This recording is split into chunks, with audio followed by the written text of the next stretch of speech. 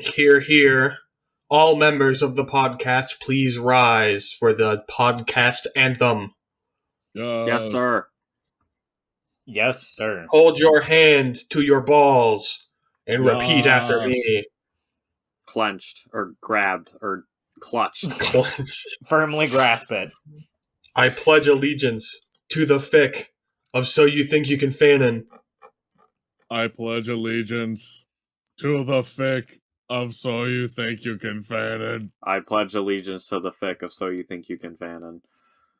I pledge allegiance to the fic of So You Think You Can Fanon. Now consume your ceremonial cum chalice so we can begin this episode. Welcome to So You Think You Can Fanon, the only podcast with a... Oh, holy shit! Those are big waveforms. Ouch! Those are big audio waves on this. Here, let me get out my chalice. Did you hear that? Yes, I did. Yes. Welcome back to So You Think You Can Fanon, the only podcast with an intro that almost took a minute and a half to do for no reason that I just came up with off the top of my head. I'm your host, Greg Chudley, and here we have my co-hosts, Kai, Six Matt, and Sergio. Hi. Hi, Six Matt. Today, Yes. I come bearing gifts. No. He's broken. All very important gifts. For today, we are reading what I'm going to call a fan favorite because I'm a fan of it, and it's good. It's a favorite. And it's your favorite? It's a favorite of us. Favorite. And I think it's a fan favorite. Ugh, I burped. All Guardsman Party. Yes, we haven't read this since a long time ago. October 15th. Oh, wow. Damn, Daniel. It's been a year since we last read it. So... It has been. Yes,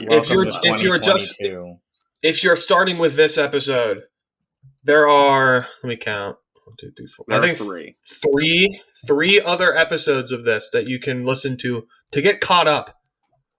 If you don't want to start here, you can start at the beginning, which is episode 1, Darwinian character creation. You can also find it at the allguardsmanparty.com. But if you're lazy and you don't want to listen to our other episodes like cowards, we will do a recap. Give part 3 some love. It only has 7 views. Part 3 was a good episode. If that's the one I'm thinking of, yeah. Baller episode. So, they're all good episodes. To TLDR, the story up to this point. This is the story of a Only War tabletop game. I think it's Only War, right? I believe so. Isn't it Dark Heresy, actually? No, Dark Heresy is like Inquisitional. I'm pretty sure it's Only War. Yes, it's Only War. So it says it in the first part. I was trying to find it, but I couldn't find it. So yeah, story of the Warhammer 40,000 role-playing game, Only War. A group of players play a game with their DM, who is noteworthy for high lethality games. So basically, the first entire chapter of this is just them making new guardsmen going to fight things, and guardsmen dying. And after a long, grueling campaign, I think they had like over 60 PCs killed, and they only had like 10 left. And they were literally making them, like, just rolling them as they were playing. At the end of the story, when they survive their battle as guardsmen, they get picked up by the Inquisition and become inquisitional acolytes and assistants to inquisitors and inquisitor adepts. Where they... Let's see. The first story, they have to fight a demon in a ship. The second story, they have to find where all these psychers are disappearing to. And the third story is about a box that is turning guardsmen into pseudo-orcs and making them go crazy. And that is where we left off. Them blowing the fuck up the box and almost starting a civil war between the Inquisition, the Guard, and the Adeptus Mechanicus. And then it not happening. Yeah, the Mechanicus were very angry at the end of that chapter. That was a good chapter. I like that. I agree. It was. And now Well, we here's are to on another good chapter. Yeah. and that brings us to this chapter.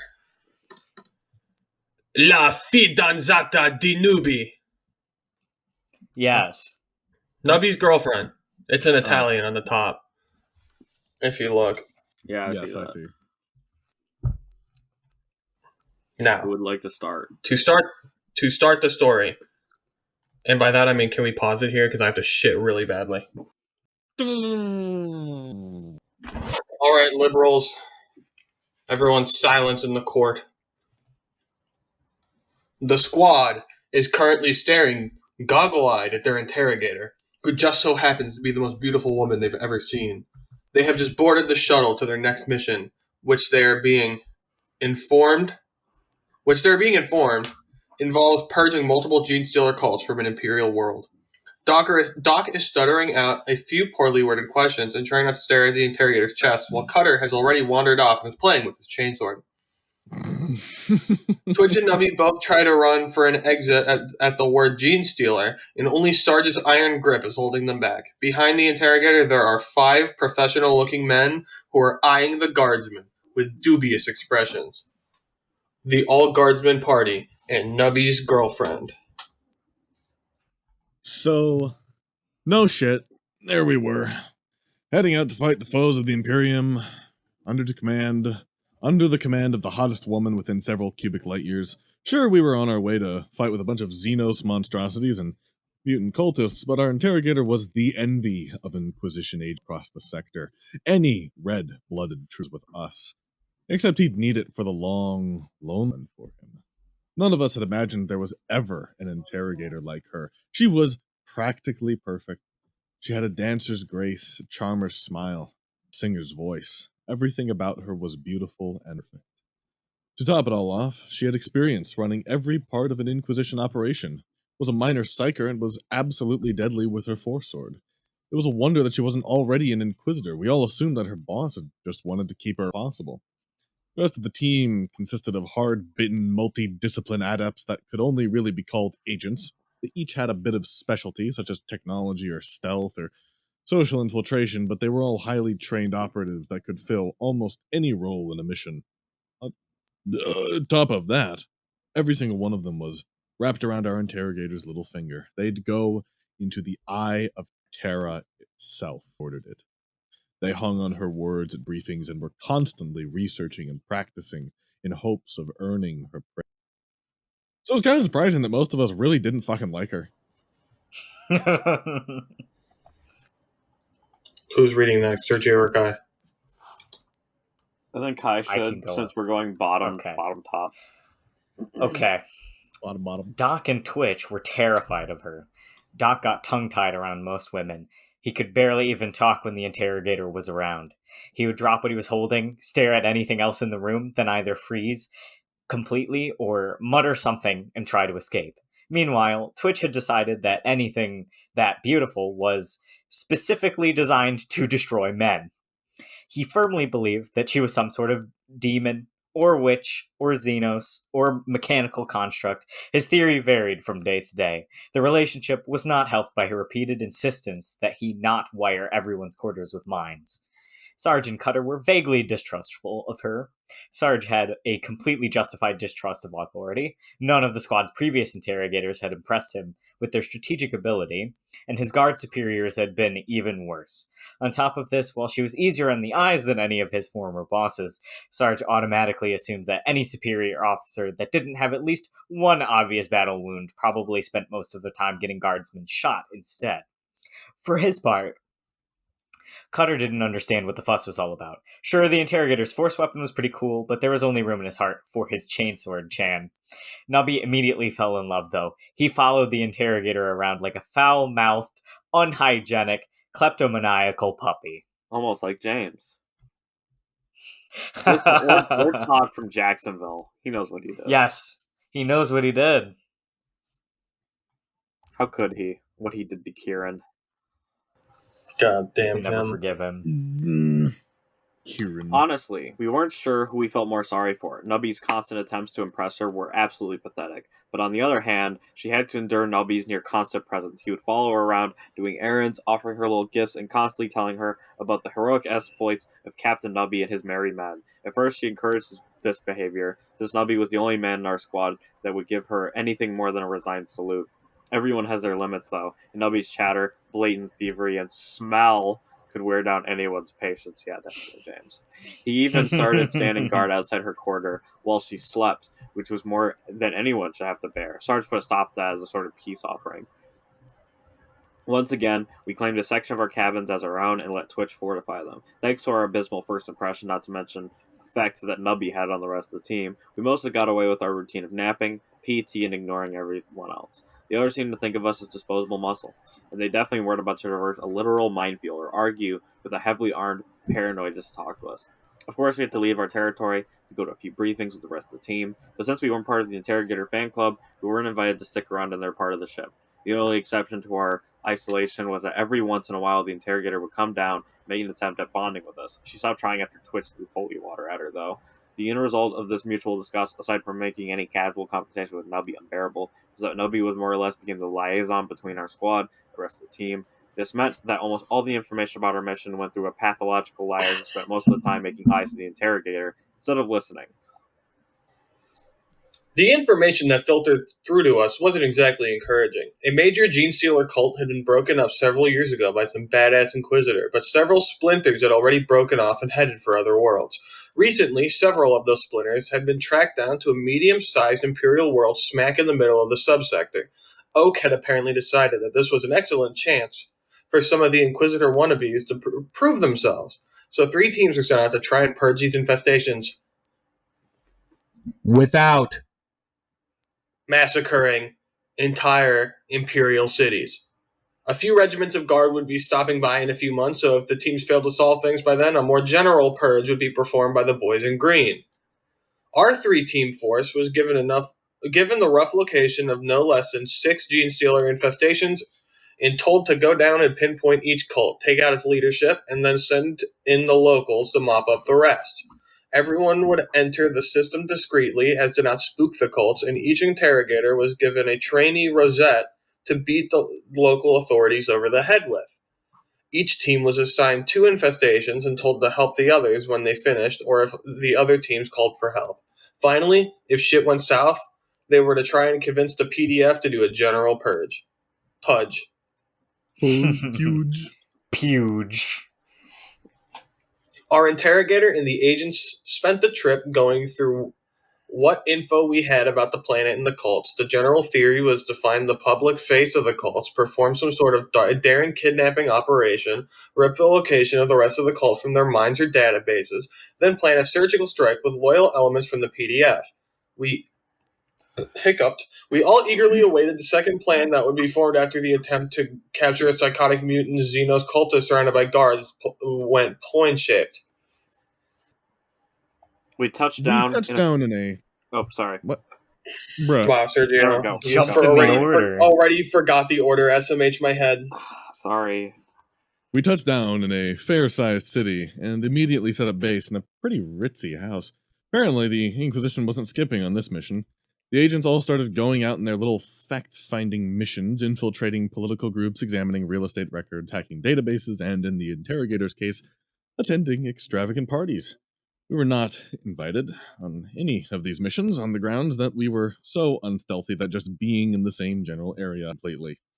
Lack of invitation didn't stop Nubby from attending the parties, though. One can only imagine the disgust on the interrogator's face when he kept showing up mid-party in clothes he'd mugged off a servant or drunken fool. Since we didn't have anything better to do, we mostly just lounged around, ate bad fast food, kept the vehicles in order, and generally transformed a beautiful townhouse into an Imperial Guard firebase. We had been in transit for several weeks, and now we had been told to stay at base while the rest of the team did the investigating. While any guardsman appreciates downtime, Sarge was not a fan of troopers sitting around with nothing to do, so he stepped up the schedule of our drills, and we all helped Twitch fortify the place. This eventually got us in trouble with the interrogator, since apparently surrounding a house with razor wire counts as breaking cover. even if you cover it up with decorative shrubbery. Our relationship with the rest of the team was definitely getting a bit strained. Cutter got yelled at for doing sword drills in the middle of the night. Apparently, some of the agents had trouble sleeping while someone was revving a chainsword and screaming obscenities at a training servitor. They were also unappreciative of Sarge holding 5 a.m. PT in the backyard and Doc's insistence that everyone submit to a thorough physical. The real problems were Twitch and Nubby, though. Of course, Twitch was doing his usual thing, but unlike our previous teams, the agents had no appreciation for a properly secured perimeter.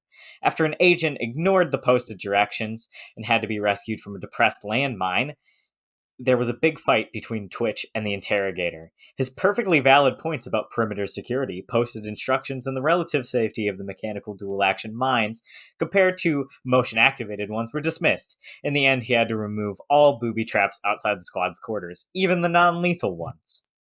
To top everything off, Nubby had ground the entire team's nerves down to the bone. His constant petty theft, chatter, and poor hygiene were bad enough, but he was practically stalking the interrogator at this point. His very presence offended the agents, and his behavior drove them all into a simmering rage. Only his fictitious rank of captain and supposed command of our squad kept them from killing him or banning him from their briefings. All in all, it was a relief for everyone when they finally identified the front for the local cult and their primary moles in the local government. Sergio is grabbing food, so I'm going to continue. All right. Okay. The plan our interrogator came up with was a beautifully choreographed series of misdirections and lightning strikes. There were cunning disguises, perfectly placed bribes, subtle pieces of blackmail, nearly impossible feats of stealth and speed, and in the middle of it all would be our interrogator, acting as the maestro.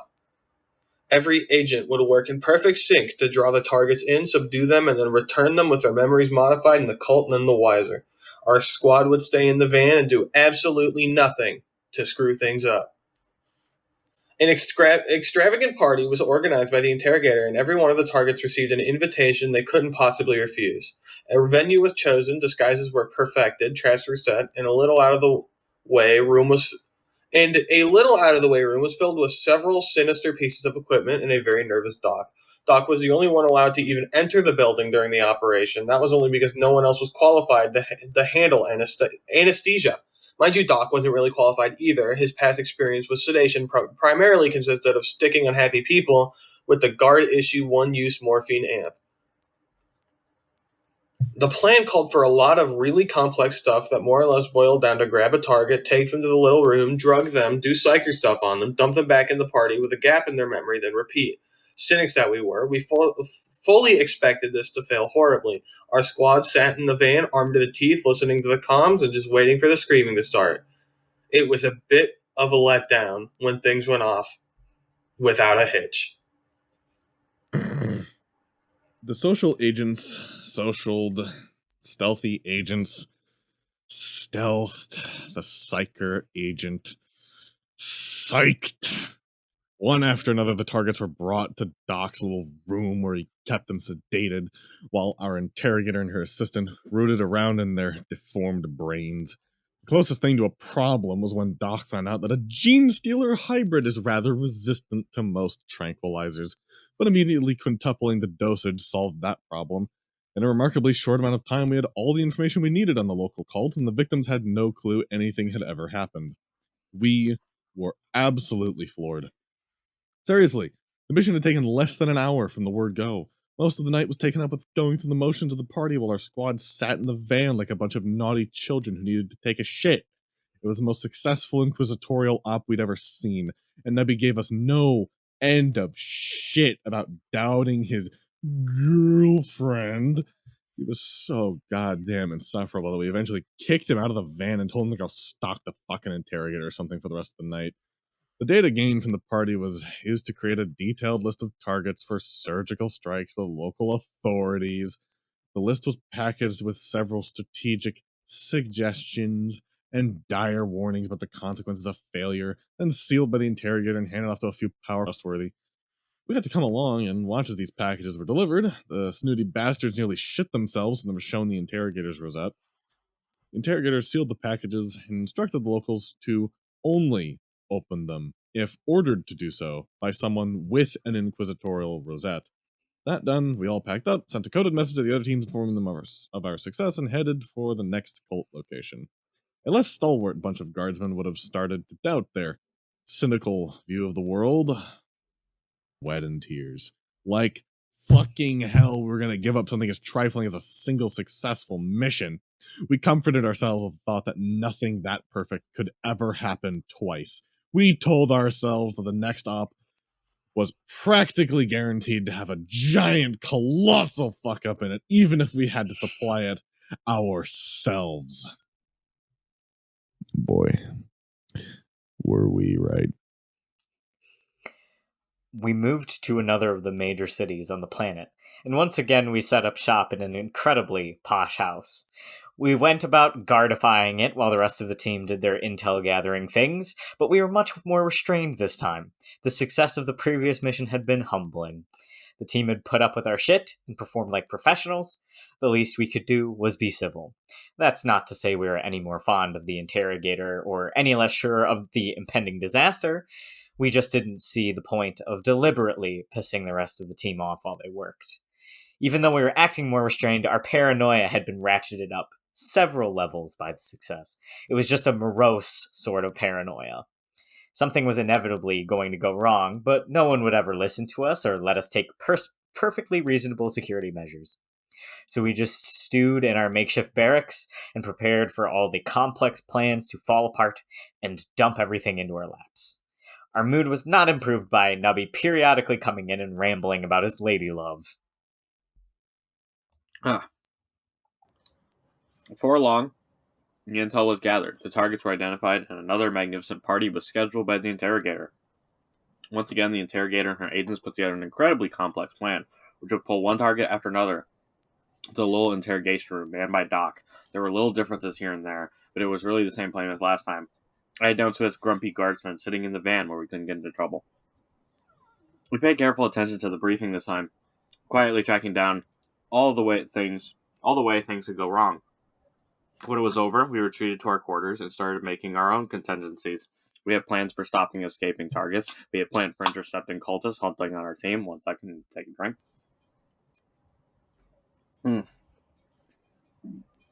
That was Mountain Dew. I'm not an alcoholic. We had plans for holding off reinforcements. Hell, we even had plans for if the interrogator and the psycho agent both simultaneously turned into demon hosts.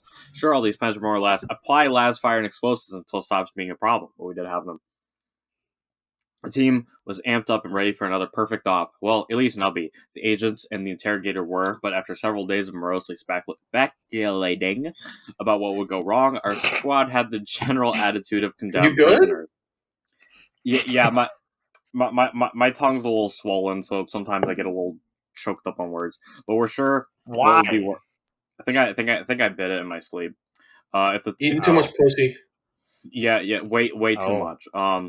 We weren't sure what would be worse. If even a tenth of our paranoid worries came true, we were all gonna die horribly. But if everything went perfectly again, we'd probably have to kill ourselves or join the interrogator fan club with Nubby. Most of us considered death to be the better option. On the night of the party, our squad piled into the van with so much military hardware that we clinked when we walked. We even had las guns and melee weapons, or we had mas guns and melee weapons, ammos in med packs, several different types of grenades, and more det packs than even Twitch thought we needed. When a guardsman feels a sense of doom in the air, munitions are his security blanket. Doc was sent off to his little room with a batch of super heavy tranquilizers he had prepped after the slight difficulty last time. He was going to be alone in there, so we gave him a few backup guard issue, combead. I read that as cornbread. Cornbread, and in direct violation of the interrogator's orders, Twitch snuck him a few of his toys. That is to say, Doc was given enough directional mines to blow anyone coming through the front door to chunky salsa while simultaneously opening an escape route out the back. We sat in the van, jittering and waiting for either the impending disaster or the most embarrassing moment of our lives. This op would make us, break us, or quite possibly kill us. All we could do was listen to the comms and wait to see which. You should have seen the look on Sarge's face when the elevator the stealthy agent was on suddenly reversed direction and smashed him into the top of the shaft. Shaft. Bottom text.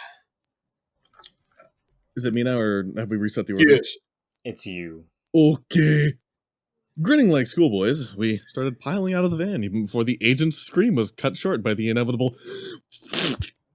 As we sprinted for the building, we all felt a deep sense of satisfaction as two of the agents reported they were being followed, and Sarge almost started laughing when the interrogator's order to abort was interrupted by a gurgling scream and comms going down. Twitch actually did start laughing when Doc reported hostiles approaching his position and his intention to blow the mines, then rendezvous with us in the ballroom. We hit the front doors right as Doc's mines went off, and as the explosion shook the building, we kicked in the door, butt-stroked the rent-a-cop standing guard, and headed for firing positions. Nubby and Twitch sprinted up into the balconies to lay down covering fire, while Sarge and Cutter started forcing a path through the crowd. It was complete pandemonium in the ballroom. The crowd was panicking, gunfire was coming from several directions, and the hostiles were almost identical to the rest of the partygoers. One agent was already down, another was pinned behind some pillars, and as we got into position, we saw the interrogator retreat out a side door with 3 cultists in pursuit. Nubby and Twitch made quick work of the cultists they could see and started sweeping the crowd for hostiles and the original targets. Sergeant Cutter finally made it through the crowd to the surviving agent, where they found several cultists pretending to be guests and waiting for a clear shot. Cutter hit them in the rear and started making cultist hamburger, while Twitch and Nubby shot anyone who didn't run from the madman with a sword. Sarge took this chance to run in and grab the pinned agent before more hostiles show up. The ground team was pulling back towards the front doors when the rescued agent spotted one of the targets in the dwindling crowd. Swearing under their breaths, Sarge and Cutter ran after the agent as he closed on a spectacularly fat man. The panic in the room covered the sound of the agent's approach, and he managed to land a decent hit with his stunner. But the fat man wasn't completely incapacitated. With startling speed, he popped back onto his feet, locked eyes with the agent, and started to draw a weapon.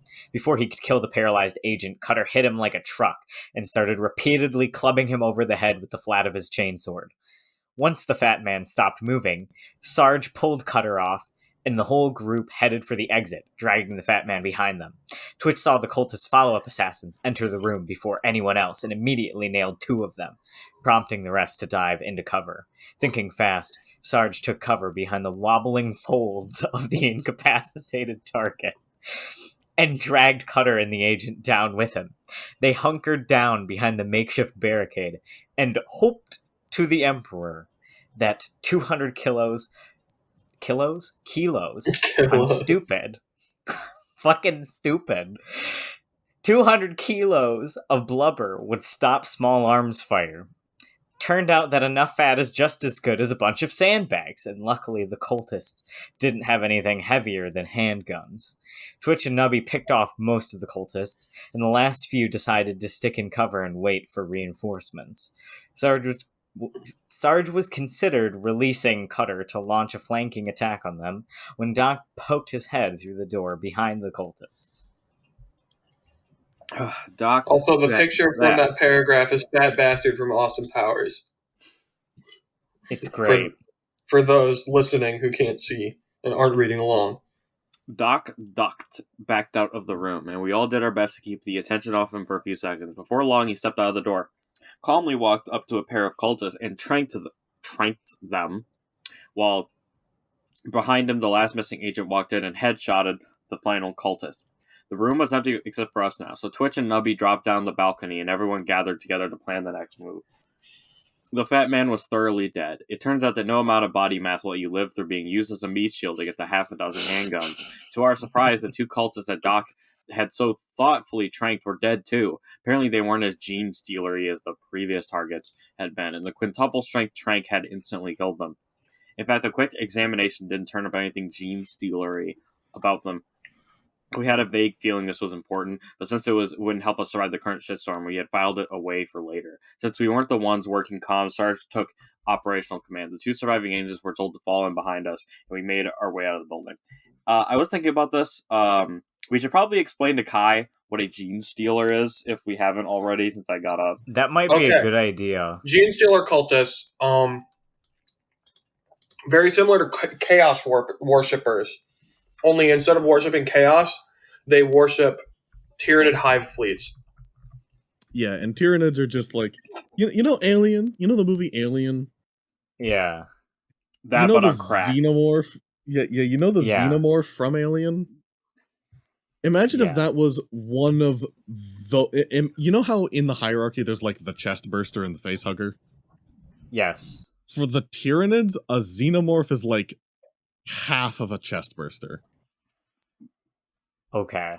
Basically, they eat That's- things, and the more biomass they damn. consume and like add to the fleet, they get larger, and they can make Yeah, more. similar to how face huggers impregnate humans or what have you, because there's a dog in Alien 3 or whatever, to create the full xenomorph. That's basically how the Tyranids do it as well. So Okay. usually the members of the genestealer cult are infected with the Tyranid biomass. Yeah, so I So believe they're mostly human, but they can be kind of fucked up a little bit. yeah, the first generation gene stealers look like Tyranids, but they start impregnating human females, and then as like the babies start to be born and they start to go through more generations, they get more and more human looking. Interesting. So basically they like show up in the sewers of like a planet. They impregnate a woman. A few generations go by and they picture slowly in general. they slowly assimilate the population and they get the planet ready for the hive fleet to consume. As Okay. you can see, they're mostly human. They vary in They're a little humanity. conspicuous. Yeah. Conspicuously not quite human. Yeah, the ones Yeah. that are more human are the ones that are like third and fourth generation. Okay. Interesting. Do they have a mind thing that they can do to people to make them like not think that something is up? Yeah, it's called be a cult. Yeah, I know, but like if you see a gene stealer walking around, you're gonna be like, "What's up with that guy?" Okay, I got Yeah, a level that's why they're Sergio. secretive, Have like you a cult. seen some of the people who live in the Imperium? Okay, yeah, That's true. they do have psychic abilities. Yeah, I mean they are Tyranid oriented. Okay, but have you seen some of the people who live in the Imperium? Yes, I have. Yeah, considering how many fucked up, like, disgusting, irradiated, mutated people live in the Imperium, I'm sure a lot of people look at some of these and they're just like, that's a weird looking guy. Yeah, Whatever. Do normal people know about gene stealers? I don't think they do. No. Genestealers are all like, the Skaven. Fourth generation chaos. gene stealers are the ones that look the most human, but then on the fifth generation, they like grow the forearms and shit, and they're back to looking very What the fuck? Why? Okay. What the fuck? As it says on the wiki, Generation 5, the Puri. Paradoxically, the gene stealer's pure strain DNA reemerges in the 5th generation of hybrid since the initial infection, giving birth to a full Tyranid pure strain gene stealer, albeit one showing some physical characteristics of the Some original. weird noises going on. Thus, the cycle can begin anew as the new pure strain gene stealers have the potential to infiltrate other worlds and become a gene stealer patriarch, which is basically the alien queen. Huh. There are also orc That's gene really stealer weird. hybrids as well. The fuck? They don't like to. The orcs are a bit of a dead end for them, but they do exist. Because like the orcs don't have like a human society for they don't have a human type society for them to infiltrate. So it's kind of just like if there aren't any hosts available, then fine, we'll make some orcs. Not to mention they just don't have a very long life expectancy in the place. So you're very liable to just get killed as an orc. There's a helicopter above my house, so I had to mute. It's all good. Yeah, gene stealers Anyways. are fucked. They're really dangerous. Now that this aside is over, we should probably continue. Yes. Yes. Whose turn is it? Sergio is still in the middle of Oh yeah, I his. should probably also mention they aren't fucking anybody. They have an ovipositor that they shove down your mouth like almost like the Predalien in Alien versus Predator Requiem, and they pump you full of the. Is that the name of the movie? Oral. Oh, so they pump their DNA into you, like they literally pump DNA into you. It changes your own DNA, and then you have your kids not realizing that you're continuing the genestealer race. Yeah, I don't think it's only female they infected. Only females they infect. I think it's just whoever. Yeah. Both men and women get to be throat raped. Because the way you kind of worded it before was it was like only women, which is not how it goes. Yeah, no, it's been a while since I had to read back up on my genestealer lore. But aside enough, don't click equal opportunity. Equal opportunity. Sexual harassment. Don't clip me saying the throat rape comment. Someone will, and they'll cancel me on Twitter about it. But where were we? I think you were right in the middle of it. Yeah, theoretically. Theoretically, we should have tried to find the rest of the team first, but we knew one agent was dead, and judging by the comm traffic, the others were two. Nubby and the surviving agents argued for finding the interrogator, but Sarge decided she was a big girl who could handle herself, so we all headed for base instead. We carefully made our way to the front door and got ready for the completely exposed sprint to the van. Right as Sarge was about to give the order to run, the van exploded in a fireball that took out every other vehicle in the lot. We all looked at Twitch, who shrugged and muttered about making sure nobody tampered with it. Well, hold on, I'm chewing pizza crust. Okay.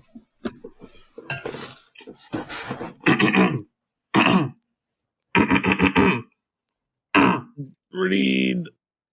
So no shit, there we were, standing outside of a building full of corpses, most of which we were responsible for, with no vehicle, no form of inquisitorial identification, and the rapidly approaching sound of sirens. Judging by the arm that landed next to Doc, a bunch of cultists had tried to mess with our van and ran afoul of Twitch's perimeter defenses.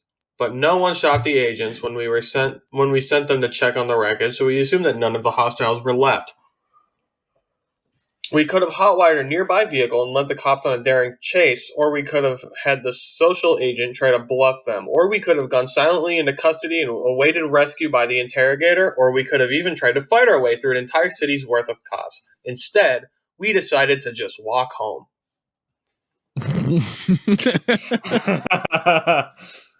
The agents weren't exactly happy about this decision. None of us were disguised, they said. It was a 20-kilometer walk, they said. We were in plain sight, they said. And we were all obviously carrying weapons, they said. We ignored them, though. And as we walked, Sarge calmly explained that no sane copper was going to ask a bunch of guardsmen why they were carrying their weapons with them on leave. Especially not when there was something much more important to deal with. He did acknowledge that the point about it being 20 clicks back to base, though. So after a few blocks, he found a train and rode home with some very scared-looking administratum workers. Those of us with proper guard-issue common sense caught some much-needed rest while we traveled. The agents just sat there, worried about their precious interrogator. The sun was almost up, and when we got to base, and the agents were dead on their feet. Doc opened the front door and nearly lost a hand when the interrogator fired several bolt rounds through it, but after a bit of careful negotiation, we convinced her to let us in. She seemed surprised that we survived. It was a bit insulting, really. I don't get what the reference is in this next image they have here. Anybody recognize it? No. Alright, it's just an old white guy in a suit looking down solemnly in a sepia-toned picture with the text, "Why didn't you stop it?" And there's a lot of crosses. Yes, there are. People. Okay, yeah, it's a graveyard. I don't know who that is. Yeah, let me see if I can find it on. He looks like John Hurt. Ouch. He does. Well, I'm gonna read it. It's called. I can't find the origin of the image. Sad. I tried to reverse image search it, but all it gave me was more All Guardsman party. Weird. They probably custom made it for this one then. After the interrogator put the bolt pistol down, we all filed in and Sarge gave the squad's report. Doc and the agents filled in the bits he wasn't there for, and we painted a pretty clear picture of the cultist attack, our swift response, and the rescue of the agents. Sarge also made sure to mention the attempt to capture the fat man, and the lack of genestealer characteristics on the cultists, but the interrogator wasn't exactly impressed with this information. Instead, she asked some very pointed questions about why the interrogation room had been filled with explosives, why we had to have deployed without orders, and whose idea it was to rig the van with proximity mines. Well, for the most part, we just stood there and ignored the questions in traditional Guardsman fashion, but Twitch made a few unkind comments about the interrogator's retreat, which she graciously decided to ignore. Eventually, the interrogator got tired of yelling at us and told the whole team to pack their gear up and get into the flyer in the garage. She decided that this part of the mission was beyond salvage and ordered an immediate purge by the PDF. We had less than an hour to get our shit together and get the hell out of there before the killing started. None of us were happy about the purge order. A whole lot of civvies were going to be killed, and the PDF grunts were going to be pretty messed up by the end of the purge, but in the end, it was the interrogator's call to make. We didn't have any clever suggestions, and she clearly wasn't interested in listening to our half-baked plans, so we kept our mouths shut. Well, even if we had a real idea for fixing the situation, we couldn't have stopped the purge without the interrogator's rosette. So, feeling like our heroic rescue had been for literally nothing, we collected everything we could carry, got on the team's flyer, and awaited further orders. We hadn't even finished stowing our gear when the interrogator and 2 agents sprinted into the flyer in full combat gear.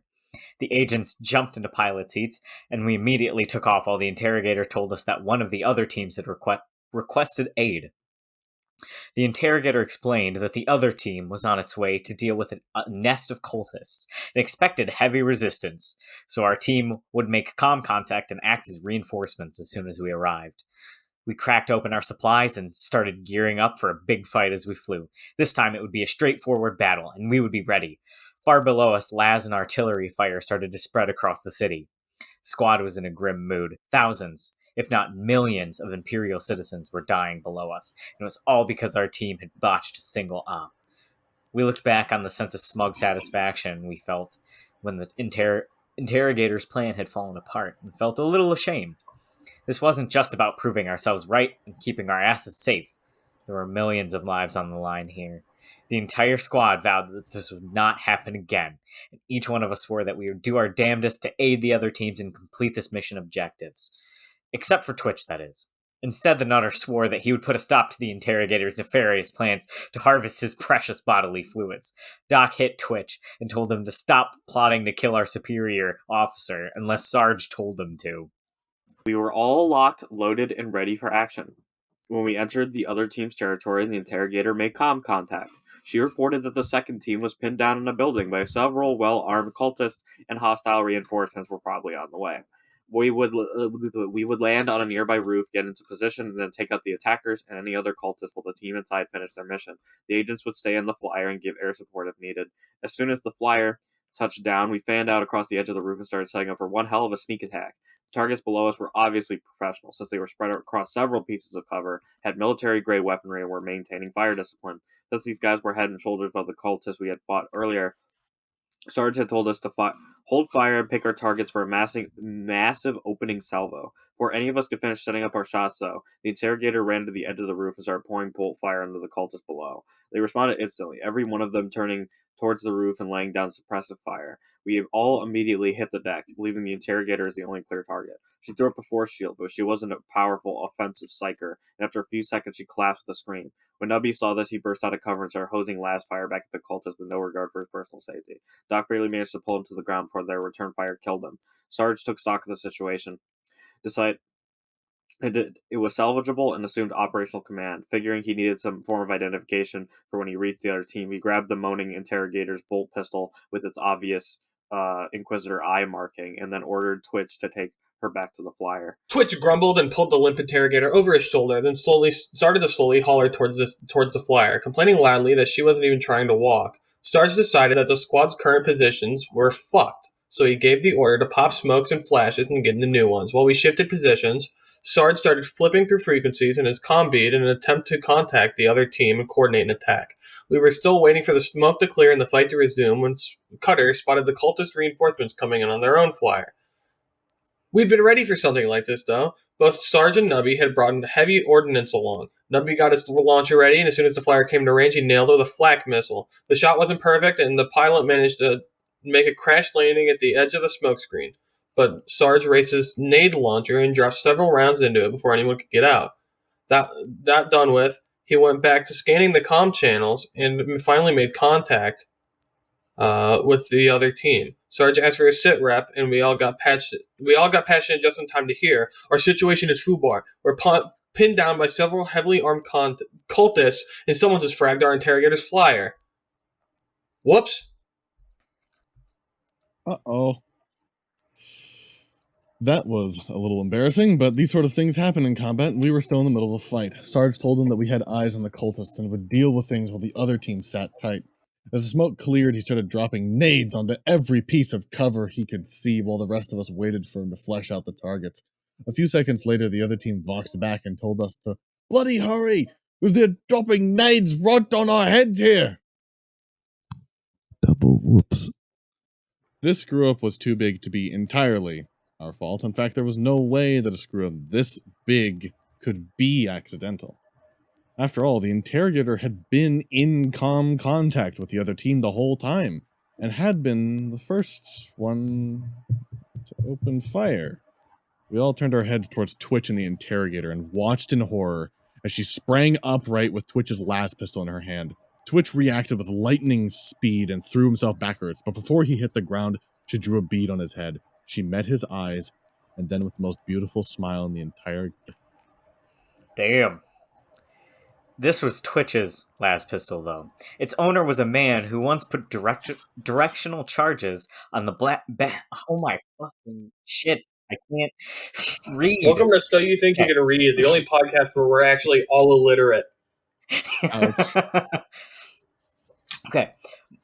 Its owner was a man who once put directional charges on the back plate of his armor just to make sure no one snuck up behind him. There was an ominous hum when the trigger was depressed. The smile faded, and a second later, the pistol's power cell went off like a small grenade, taking the bitch's hand with it. It really shouldn't have surprised any of us that Twitch had booby-trapped his weapons. He'd regularly told us to never, ever touch any of his stuff without asking first. It surprised us anyway, though, and we all stared at the explosion like a bunch of dumb recruits. This meant that every one of us was dazzled by the explosion, which blew Twitch and the interrogator in opposite directions. As most of us tried to blink the spots out of our vision, Cutter charged for the downed interrogator while swearing at the top of his lungs. Cutter was damn fast, but he had a lot of distance to cover, and the interrogator was back on her feet in seconds. She sprinted for the flyer, and one of the agents poked his head out of the door to see what the hell was going on. When he saw a badly wounded interrogator running for safety, while Twitch blindly sprayed las fire and Cutter bore down on her by revving his chainsword and screaming for blood. So in retrospect, his decision to draw his sidearm and give her some covering fire was pretty reasonable. Reasonable or not, it still screwed us, though. Cutter had to start dodging shots and only caught up right as the interrogator was boarding the flyer. Cutter made a good attempt at removing the interrogator's pretty head, but he was forced to dodge at the last second by the agent. The interrogator's counterstroke nearly impaled Cutter, but he fell back and only took a minor stab wound from her force sword. This gave the agent enough time to slam the door shut, and the flyer started to take off as Cutter futilely hacked at the door with his chainsword. The moment the interrogator broke for the flyer, Sarge started trying to raise the agents on the comm, but to his absolute disgust, he found that the interrogator had locked the whole squad out of the team's network. So with no way to get our side of the story across, we just stood there and watched the flyer take off. Our paralysis lasted until we realized that it was coming around for a strafing round. It didn't surprise any of us that the agents had sided with their precious little interrogator. Later on, we might try to bring them around, but right then they were sheltering our enemy and trying to kill us. We all scattered and managed to avoid the first salvo from the flyer's nose gun. Thinking fast, Doc grabbed the missile launcher from a stunned Nubby and loaded up our backup flak round.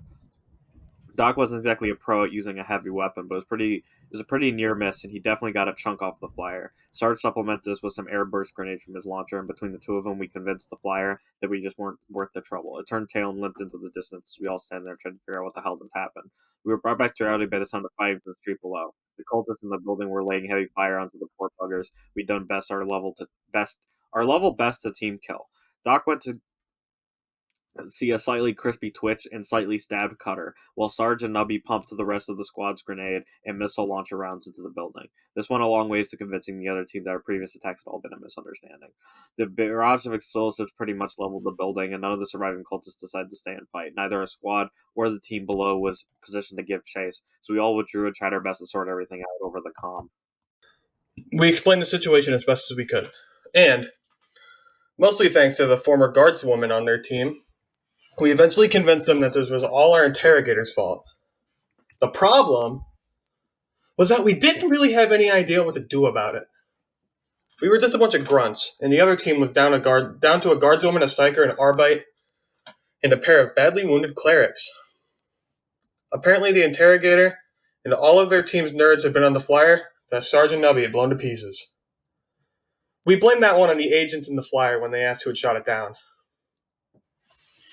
None of us had any great ideas about how to track down the interrogator, so we all decided to fall back to the other team's safe house and see if we could raise the third team's interrogator. We hotwired a pair of vans, and as soon as we headed for their bases, Doc did his best to fix up the two wounded clerics. Neither of them were going to be back in the fight anytime soon, though. On the brighter side, Twitch had lost his eyebrows and needed a new pair of pants, but was otherwise fine, and Cutter hadn't even noticed the shallow stab wound he took, as he was far more concerned about the teeth of his chainsword. The teeth his chainsword had lost when he tried to cut open the flyer. The rest of the squad was completely unharmed, but Nubby was deeply depressed over the interrogator's treachery. We tried to be understanding, but it was hard, especially when he started spinning theories about what could have forced her into betraying us all. When we got to the safe house, we all went about reloading and rearming ourselves, while Sarge and the guardswoman tried to contact the third team. Luckily, there was a backup flyer parked at the safe house. We started moving everything we might need into it in case the third interrogator wanted us to join him. After only a few minutes of this, we started to hear the distinctive sounds of heavy artillery and last fire in the distance. Sorry about that. We quickly realized that our interrogator had called in another purge for Emperor knows what reason. Being inside an inexorably shrinking military cordon is bad, so we decided it was time to get the hell out of Dodge. We loaded up the wounded and the last of the supplies we could carry, and then the arbite got us into the air while Sarge and the guardswoman tried to use the flyer's vox to reach the local authorities. We were wildly unsuccessful in our attempts to convince the PDF to stop the purge. The orders had been given by someone with a genuine inquisitorial rosette, and Emperor helped man who defies the Inquisition. Sarge failed miserably when he tried to explain that we were the Inquisition, as without a rosette to prove it, no one would believe him. He considered going back to look for the second team's rosette, but since their interrogator had been wearing it when we blew him to pieces, that idea was very quickly abandoned. Eventually, the PDF must have reported our attempts to stop the purge to the interrogator because they suddenly got very interested in where we were voxing them from. We quickly deactivated our vox in case they could trace it and watched the fireworks below us while we made our third team's last known position. We spent a lot of time talking during the flight. None of this shit made any sense to us, and we had no idea what to do about it. Initially, we asked Twitch what the interrogator's plan was, since he'd been sure she was planning to kill us the entire time, but he quickly devolved into theories about precious bodily fluids. Nubby wasn't helping either. He kept insisting that this was all some sort of misunderstanding, and the interrogator was a sweet girl who would never hurt a fly. We weren't going to get anything useful out of either of them, so we put our heads together with the rest of the team and tried to figure this shit out. Looking back, it was sort of weird that the cultists at the party hadn't been genestealery or cared about shooting the fat man. So we decided that they must have been the interrogator's friends, and the plan had been to wipe out the whole team. If that was her main goal, though, she could have killed us all in far simpler ways, so we figured that it was supposed to look like an accident. We didn't really see a point, though. If she wanted to order purges, it provided a nice justification. But she hadn't ordered a general purge on the first cult. Maybe she wanted to perpetrate a mass murder and still pass her Inquisitor test or something. Anyway, it was definitely her plan to get us into a fight with the other team and presumably have us wipe each other out. We didn't really see a reason for it either, but maybe she just wanted to kill the other team and figured she'd take out two birds with one stone. It made a stupid sort of sense if she was low on cultist manpower and afraid of people trying to stop her purges. Her reason for the purges was still a mystery, though. All we knew was that she wasn't working with the genestealers, since they weren't going to live through the purges either. In the end, we decided that she was just an utter bitch and tried to catch what sleep we could before the flight ended. We woke to the sound of more artillery fire. We were over the city where the last team was supposed to be working, and we all recognized this shitstorm below us. The damned bitch had ordered another purge. We were pretty sure she couldn't have ordered this one without either enlisting or killing the third interrogator, but it didn't hurt to check. We turned the Vox back on, called the third team, and to our surprise, we actually got them on the first try. Sarge immediately explained that our interrogator had gone nuts, tried to get us to kill the other team, and was running around ordering mass purges for generic evil reasons. Unfortunately, the bitch had their interrogator under her thumb, so the only response we got was an order to surrender to the Inquisition and seek mercy for our sins. That was bullshit, so we turned the Vox back off and started to debate the merits of catching a ride back to Oak's ship, hanging out on some tropical island until the all blew over, or even getting a job on a rogue trader. Our boss was an evil bitch who got off on ordering mass purges. Nearest other official was totally whipped by said evil bitch. Several major cities were needlessly being genocided, and no one on this damn planet would listen to us unless we had one of their rosettes. Everything was a horrible bloody mess and shouldn't have been our job to sort it out. Our plans for desertion came to a sudden halt when the psyker from the second team started freaking out. We hadn't known the psyker for very long, but he didn't seem like the type to randomly start screaming. So while Doc saw to him, we all started looking out the windows and checking the sensors for anything warpy going on. The problem quickly became apparent. A pair of massive glowing lines shot in different directions across the ground from under us. A second later, this was followed by dozens of smaller lines, which formed eldritch symbols all across the cities below. We weren't exactly geniuses, but it didn't take a blaze of savant to see this was some serious warp shit. And the two glowing lines were sending towards the other cities that the interrogator had ordered purged. Even though none of us were sure what was going on, everyone was pretty sure this was all her fault. The situation was going to shit at an incredible speed. The only thing we could think to do was to get our hands on one of the two remaining rosettes and use it to tell everyone to stop being our word. So we stayed on course for the third team's base in hopes that the both interrogators would still be there. While we flew, everyone geared up for a fight. We weren't exactly going to ask nicely and appeal to reason, then be really surprised when they all sided with the hot chick over a bunch of scruffy guardsmen. We were going to hit them hard and let the Emperor sort them out. After this shit was over, we could argue with any survivors while Doc tried to reattach their limbs. We sold the remnants of the second team on our plan. The guardswoman and the whimpering psyker would come back with us, while the Arbite handled the flyer and kept an eye on the two wounded clerics still chilling in the back. The plan was pretty simple. Bust in, head for the two interrogators, kill or subdue anyone in the way, and hopefully grab one of those damn rosettes intact. It was going to be a tight and brutal fight. Several well-trained hostiles, a lot of walls of varying thickness, an enemy who knew the terrain better than us, severe consequences for failure, and to top it off, it looked like the safe house was located halfway up the damn tower. Not only was it going to be a rough fight, but we also had to figure out a way to get inside without running into an ambush. Good thing we had a flyer. Now, this flyer didn't have any weapons, so we really couldn't use it for air support.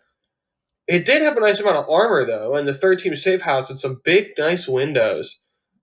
A few minutes later, we finally forced open the flyer's doors and started digging our way out of the pile of safety glass, wall fragments, and destroyed furniture we had created in our landing.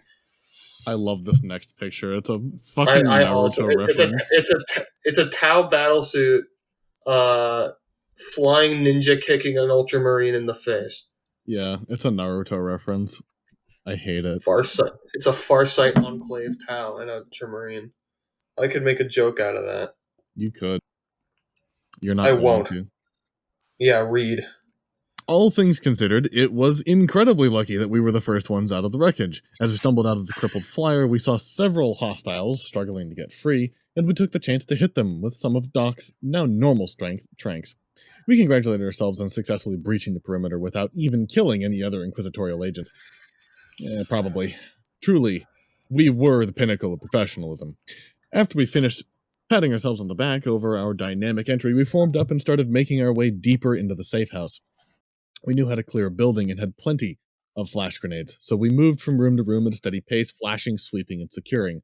The first few rooms were all empty, but before long we ran into a pair of adepts who practically shit themselves when we flashed them. We clubbed them down, secured their hands and feet, and then asked them a few questions about where exactly everyone was. The adepts were actually very helpful. They made a few feeble attempts to defy us, but after Sarge hauled them both to a window and pointed out the glowing shit, both adepts came around to our way of thinking. They also found Cutter's explanation of how the 3 strikes rule works with a chainsword very, very persuasive. They pointed us toward a set of rooms that belonged to the third team's interrogator and confirmed that our former interrogator was in there with him. We taped them to the wall and made our way towards the interrogators, and there was going to be a... There are 2 good ways to clear a hostile building. You either want to hit hard and fast with several teams working together to take out the enemy before they concentrate their forces, or you want to move in stealthily and take out small groups of enemies while avoiding major ones. Unfortunately, the small size of our team and our arrival via a crashing flyer meant that these good options weren't really possible. We were stuck with the sorta almost okay option of just moving carefully and praying to the Emperor that we'd spot the inevitable ambush before it was sprung. We didn't. Ouch. We methodically worked our way towards the room where the interrogators were supposed to be. We had it down to a science. Every room went the same. Check the door, get into position, flash, storm, realize the room was empty, and move on to the next door.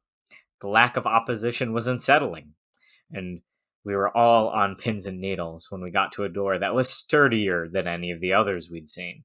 If the adepts had been telling the truth, both the interrogators were inside.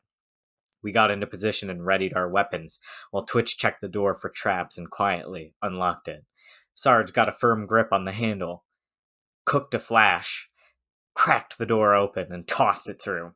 Before he even started to close the door, the grenade bounced off something in midair and sailed right back through. Sarge managed to get out an "oh shit" before the flash went off about 8 inches in front of his face. Sarge's shout triggered the bone-deep reflexes that all guardsmen developed, and the rest of us managed to turn away. Everyone was still dazzled and deafened, but at least we weren't completely blind. Also, our turn meant that we just happened to be looking right in the right direction when the 2 agents dropped in through the ceiling. They landed on our flanks in perfect crossfire positions, and even though we were all deafened, we could feel heavy boots pounding towards the door. Thank the Emperor that one of the agents came down next to Twitch and Cutter.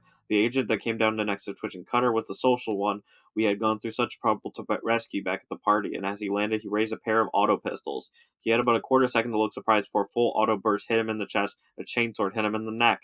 That taught him to be ungrateful to his rescuers. The second agent landed next to the guardswoman and the psyker. Neither of them had the reaction time as good as Twitch and Cutter. Before the guardswoman managed to raise her las gun, the agent landed a brutal kick on her head, raised his auto gun, and opened fire on the psyker and Nubby. Poor bastard didn't have a chance to do anything, but his death gave Nubby the split second he needed. With Weasley speed, Nubby got behind the collapsing psyker and held him up like a shield while he sprayed the agent with wild las fire. The Emperor was with Nubby. Several of the unaimed shots hit the agent, and Doc's follow-up salvo finished the job. The entire fight had taken just a few seconds, and the smoke from the flash was still fading. As the second agent crumpled to the ground, the psyker was dead, and the guardswoman was groggily cursing the dead agent. A barely conscious Sarge was lying on the floor. The rest of us were okay. We had about 2 seconds to take stock of the situation, where the door burst off its hinges and landed squarely on Sarge. The door was followed by a pair of heavily armored arbites carrying shields and shock mauls. Shields raised, they stood right on top of the door and looked really confused when they saw an entire squad of guardsmen facing them with weapons raised. There was a brief pause while the arbites realized that the agents were already dead. We all stared at the feebly cursing lump being crushed under a heavy door and 300 kilos of arbites. Then Cutter ran in with a scream, and the fight was on. Cutter did most of the work this time. There's just really no good way to use a suppression shield to stop both las fire and a maniac with a chainsword. The Arbite on the left made a decent attempt at it, though. He held off several strikes from Cutter and shots from Twitch and Doc while his buddy kept Nubby and the guardswoman from shooting him in the back. Couldn't keep it up, though. A thrust from Cutter's sword nearly made it through, and the Arbite parried the strike right into his buddy's back. The wounded Arbite staggered forward and removed over 100 kilos of meat and armor from Sarge's back. With a roar of rage, Sarge pushed himself upward and managed to unbalance the Arbite that was still on top of him. We all seized the opportunity, and several volleys of las fire got past the Arbite's shields, ending the fight. While the rest of us restrained the badly wounded Arbites and hauled them out of the way, Sarge slowly pushed himself off the floor. With a pained groan, he got his feet under him and lifted the reinforced door, complaining about his weight and cursing Arbites in general as he did so. Right as Sarge managed to get upright, his curses were interrupted. A pair of bolt rounds came through the doorway and slammed into the remains of the door and his back. The door took the brunt of the damage, but Sarge was thrown forwards and slammed into the wall headfirst. This was the final straw, and Sarge slipped into unconsciousness as Doc hastily grabbed him and dragged him out of the line of fire. From inside the room, we heard the third team's interrogator yell at us to surrender in the name of the Holy Inquisition. A quick peek revealed that both he and the bitch were holed up behind a makeshift barricade and had bolt pistols trained on the door. So no shit, there we were, standing outside a room containing a pair of hostile and well-armed interrogators manning a prepared position, with no non-com to tell us what to do. Up to now, we had always looked to Sarge when the going got tough, but he was out for the count. Twitch and Nubby immediately started arguing with each other. Cutter sat on one of the wounded Arbites and worked on dislodging a piece of armor from his chainsword. Doc got Sarge comfortable in a corner, and the guardswoman stared at us like we were a bunch of R-words. Eventually, Doc got tired of the guardswoman giving him the stink eye and decided that it was his duty as the only sane member of the squad to take charge. He put down his medkit, hefted his lasgun, crept as close to the doorway as was safe, and politely asked the third team's interrogator if he'd consider surrendering the bitch to us. This resulted in a brief, astonished silence and several bolt rounds sailing through the open doorway. Alright, I'm going to start reading now.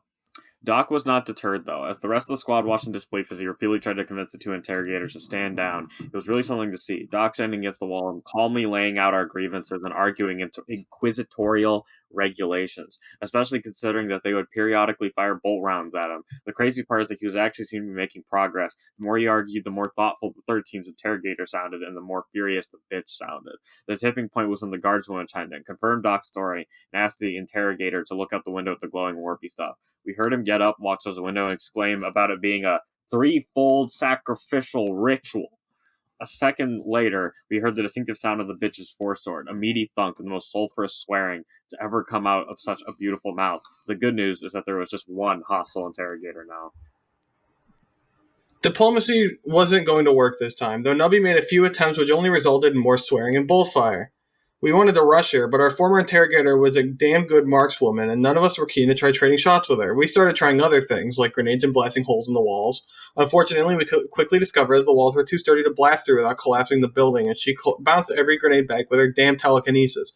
The best we could do was pop a smoke on our position and hope it wafted towards her.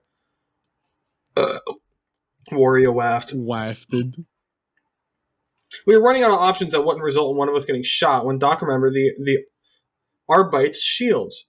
Two of us could charge in under smoke cover and then try to flank her while the rest of the squad gave suppressing fire from the door. Hopefully the shields would hold long enough to get close to her and allow the rest of the team a chance to move forward. I'm just going to say that charging a bolt pistol with a shield is a bad idea.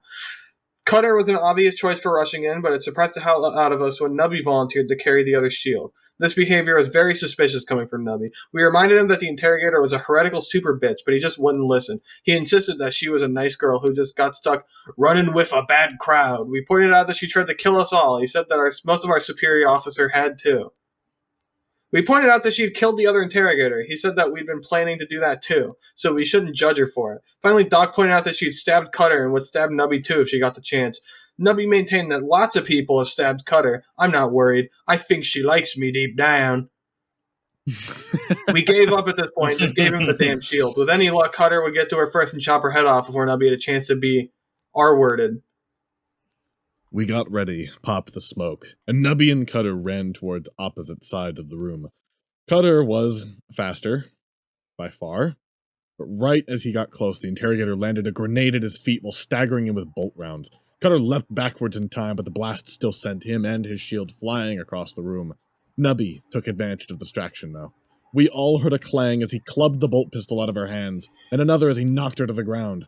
The rest of us started moving forwards, but stopped in sheer shock when we heard the interrogator surrender to Nubby. She admitted that she'd been forced to work against the Imperium by evil heretics who would kill her if she disobeyed. She just wanted to be safe. We cleared the smoke and watched in amazement as he reached down and helped her up, quietly telling her that he'd make sure it all worked out as he did so. He'd protect her from the bad people. No one would ever hurt her again. Then in a fluid movement, she drew her force sword, swung in a circle, and bolted for a large security at the far end of the room as Nubby fell to the ground, screaming. Twitch and the guardswoman opened fire on her as she ran, but her damn shield held out just long enough for her to pass through the door and lock it behind her. Doc ran over to Nubby and found him lying a full meter from his legs. It was a bad wound, but the cut had been across the thighs, not the belly. Thinking fast, Doc put a tourniquet on both legs and started a blood transfusion. While he worked, he lectured Nubby about the importance of critical thinking and listening to other people's advice. Twitch, the guardswoman, and a moderately wounded Cutter walked over to the security door to see if they could get through it. To their surprise, it wasn't an escape passage. It was a panic room. A little fiddling got the comm screen working, and they retreated to the sight of a furious interrogator sitting in the middle of a small rune-covered room with a bloody sword in hand. A bit more poking let them find the transmit switch, and Twitch formally placed the interrogator under arrest and ordered her to turn over the rosette and any bodily fluid she had stolen. She burst into laughter at this. To everyone's surprise, the interrogator actually started monologuing once she had finished laughing. Her defeat by a band of dubiously competent guardsmen had apparently unhinged her. Her brethren had spent years preparing this ritual. The blood of innocents slain by their very protectors would fuel a warp storm, which would tear this entire blah blah blah, I'm a heretical super bitch, blah blah. When she started ranting about the glory of chaos, Twitch, Cutter, and the guardswoman quickly became bored and walked away from the intercom, leaving the infuriated interrogator shouting about being able to watch us all die to the horrors of the warp before they claimed her.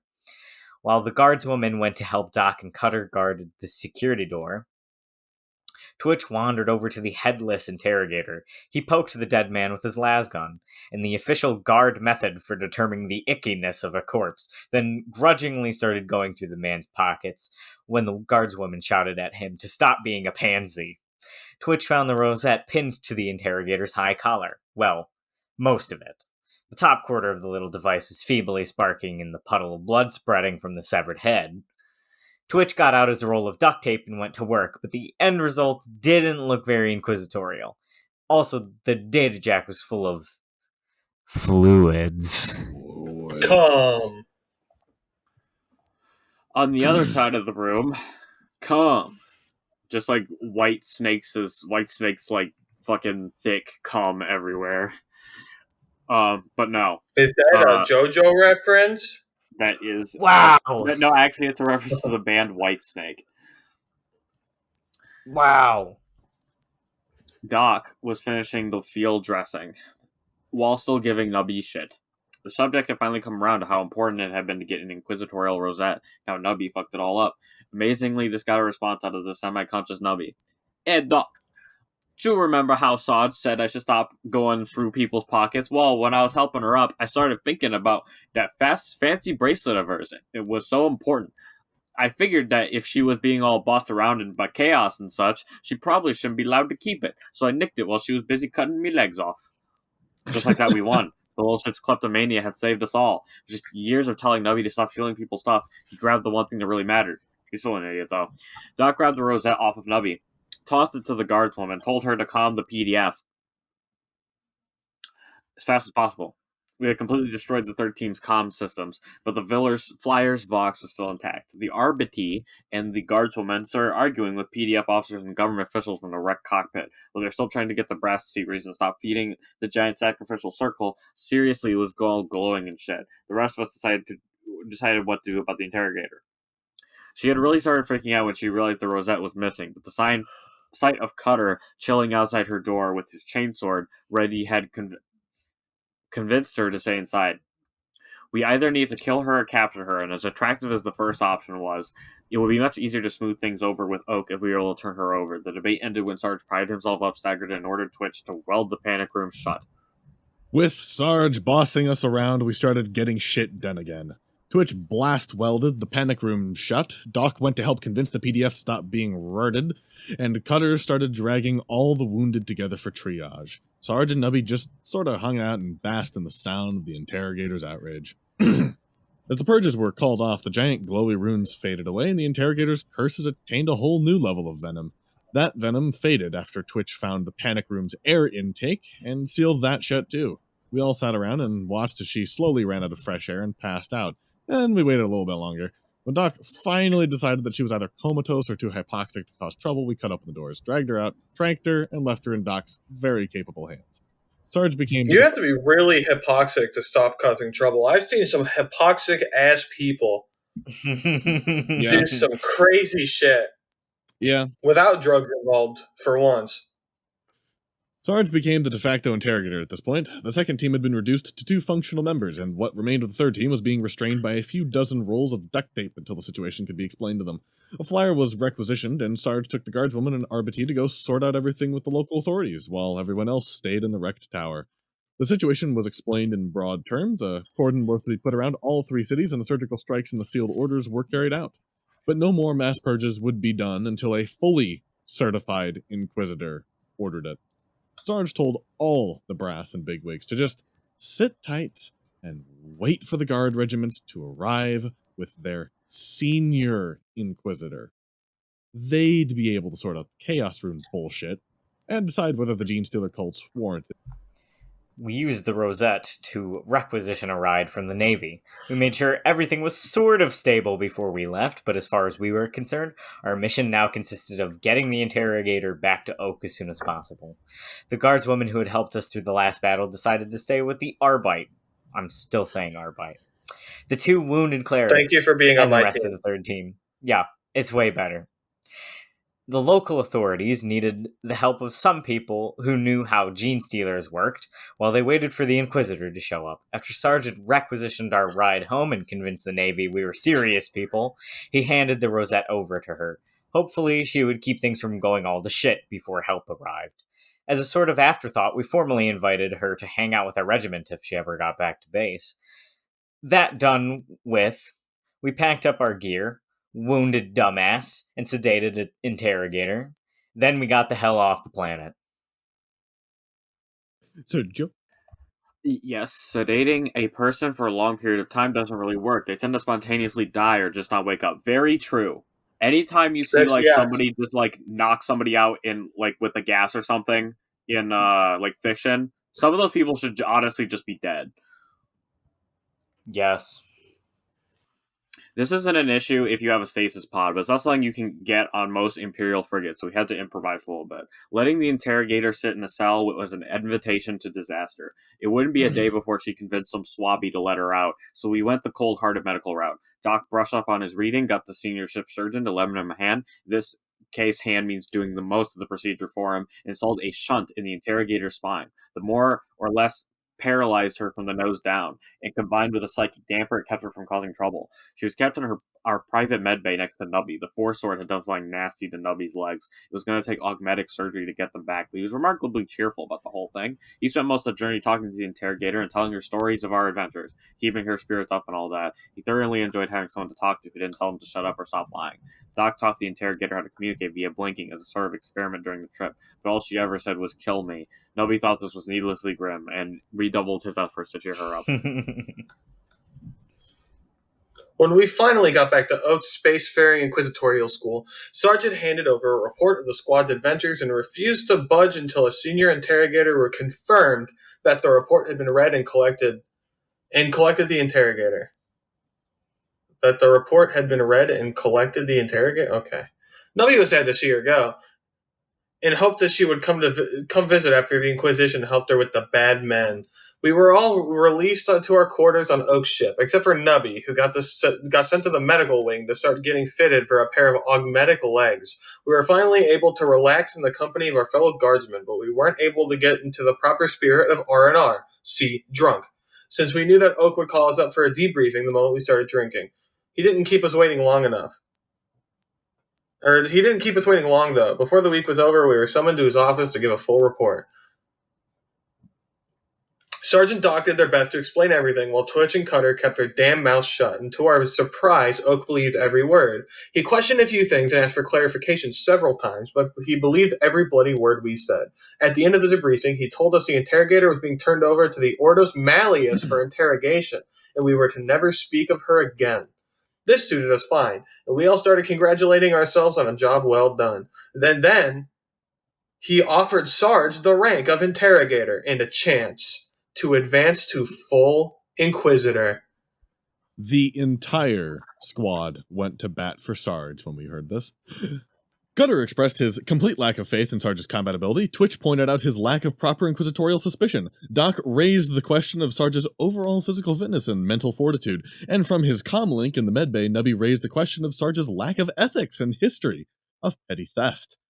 None of us could condone the elevation of such a pitiful specimen to the rank of interrogator. It would dishonor the entire Inquisition. In the face of all these perfectly valid arguments, Sarge regretfully declined Oak's offer. He just wasn't good enough to be an interrogator, so he'd have to settle for... A very bemused Oak acquiesced to Sarge's rejection. If the man's best friends didn't think he was interrogator material, then that was the end of it. So he finished the debriefing and sent us on our way. We went and drank until we puked, and then puked until we passed out. Except for Nubby. He was stuck in medbay, eating and drinking nothing but nutritionally balanced meals. Poor little bastard. Our R&R binge lasted for quite a while, but eventually it came to an end. We geared up for our next mission, but unfortunately, Nubby was still struggling with his augmetic legs. Learning to walk on artificial legs is a long and arduous process, which not everyone can master, but Nubby had faith and assured us that he'd keep at it a while we went on our next mission. Luckily, there was an open post in the quartermaster's department on the ship. It would be the perfect job for him while he got his feet under him, as it were. We left the medbay after that discussion with heavy hearts. None of us had exactly liked Nubby, but we couldn't imagine deploying without him. Where the hell would we get our ammo from? He just always seemed to have fresh packs for us. As we got back to our barracks, we were greeted by a familiar voice. Sitting in the middle of the room was the Rupert, complete with a shiny augmetic arm and Alfred at his back. He was chatting with Crisp, one of the few surviving flamer experts in the regiment, and seemed to be enjoying himself immensely. In a jolly voice, he invited us over and told us he wanted our help on a little trip down to the colonies to sort out a spot of theological trouble. According to him, it was positively benighted down there, not a single illuminated thinker on the whole planet, no one to point them toward the light of the Emperor. You might call it a case of dark heresy, what? We gathered up our kits and followed him out. After all, we knew there were worse interrogators out there. And that is the end of our chapter. Coming I up really next, like this one. That one was quite Heretic fun. Purging. Yeah, I enjoyed it. Yeah, that was good.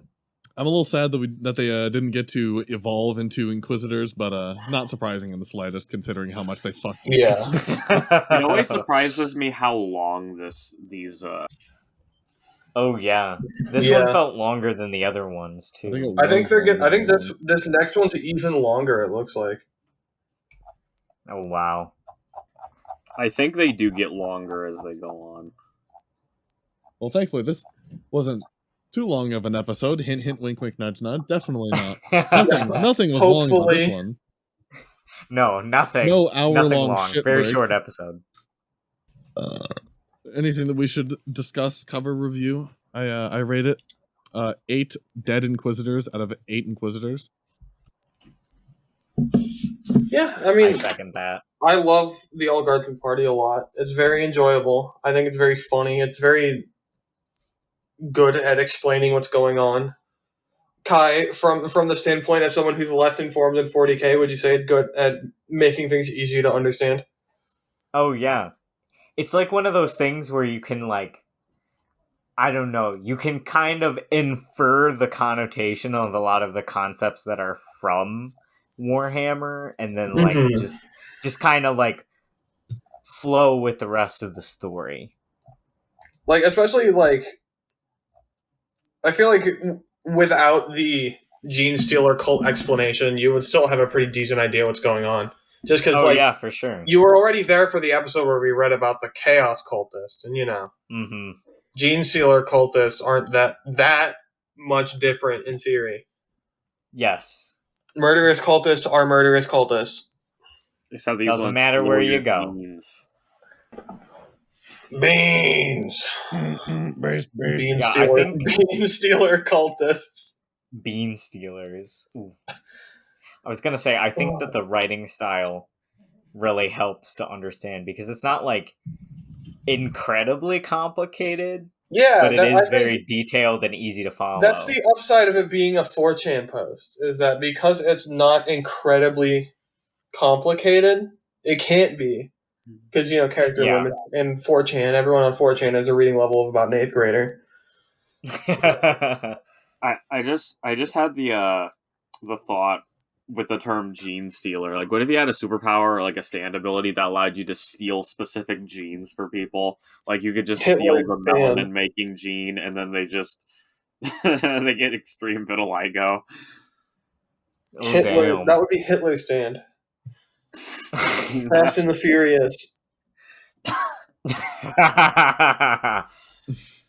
Anyways, I think that's all we have. Or apple bottom jeans, actually. Let's get this fucking episode edited so it's a normal length and not 2 hours and 23 minutes long. Considering probably an hour of it was nothing. Okay, wait, hold on. I want to pitch you my copyright-free name for apple bottom jeans. Yes. Pair top shorts. I think it should be pear top pants. Just so you have that like alliteration going on there. I agree. Pair top pants. Orange middle slacks. Clean Jane khakis. Oh, I like that one. No, because Gene is already in the original. I said Jane. Clean Jane khakis. Jean, not Jean. Clean Jane khakis. Yeah. But yeah, come back for the next episode of the All Guardsman Party where we read Heretic Purging. Bye. Yes. We love you. I don't.